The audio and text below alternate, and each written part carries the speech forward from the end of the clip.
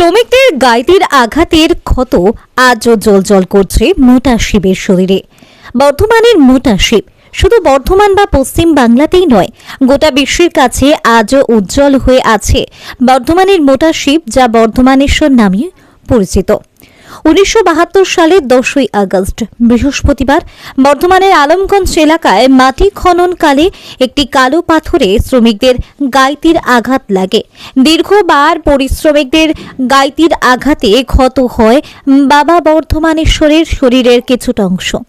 দীর্ঘবার আঘাত লাগার পরও যখন পাথরটি ভাঙা গেল না, সেই সময় শ্রমিকদের মধ্যে শুরু হয় কৌতূহল। এরপর ধীরে ধীরে বড় করে মাটি কাটার পর উঠে আসে কালো রঙের বিশাল আকারের গৌরীপট্ট সহ একটি কোষ্ঠী পাথরের শিবলিঙ্গ।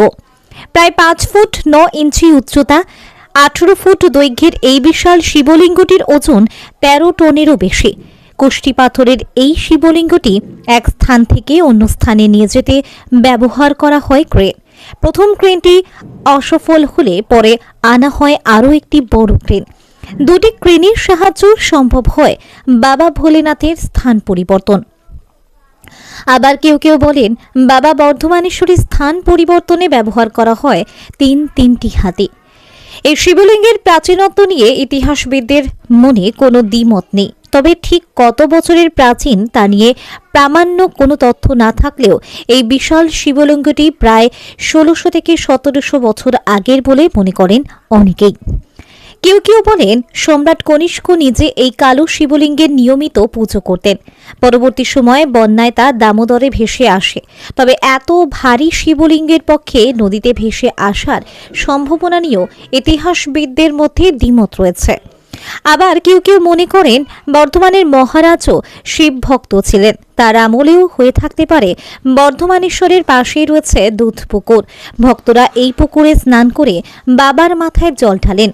তবে 1972 সালের 10ই আগস্ট বাংলা 1379 সনের 25শে শ্রাবণ গৌরীপট্ট সহ এই শিবলিঙ্গটি স্থাপন করা হয়েছে। প্রতি বছরই এই দিনটিকে বর্ধমানেশ্বরের প্রতিষ্ঠা দিবস হিসেবে পালন করা হয়। প্রতি বছর এই দিনটিকে বর্ধমানবাসী কাটোয়া গঙ্গার ঘাট থেকে জল এনে বাবার মাথায় ঢালেন। তাছাড়া শিবরাত্রি ও গোটা শ্রাবণ মাসে ভক্তদের ভিড় থাকে। তাছাড়া প্রতিদিন সকাল বিকেল পুরোহিত দ্বারা বাবা ভোলেনাথের পূজা করা হয়। বর্ধমান থেকে সঞ্জিত করে রিপোর্ট, বর্ধমান পত্রিকা ডিজিটাল। 1972 সালে 10ই আগস্ট মাটির তলা থেকে বাবাকে পাওয়া যায়। সেখান থেকে ক্রেনকে তুলে নিয়ে এসে এখানে প্রতিষ্ঠা করা হয়। এই যে সামনেই প্রতি জমিতে পাওয়া গেছিল, জমি লেভেল করা আছে, ধানের জমি তৈরি করা হচ্ছে। হ্যাঁ, ধান জমি ছিল, ধান জমি করতে গিয়ে বাবাকে পাওয়া যায়। যখন 1972 সালে ডাঙাটাকে কৃষি জমির উপযুক্ত করার জন্য খনন করা হোক বা যাই হোক, ওইখানেতে একটা জায়গাটাকে কাটাকাটি চলছিল। হ্যাঁ, সেই সময়তে মানে গাঁইতির চোট লাগে বাবার উঠে। তখন যারা ওই কাজে যুক্ত ছিলেন তারা প্রথমের দিকে অনুমান করতে পারেননি।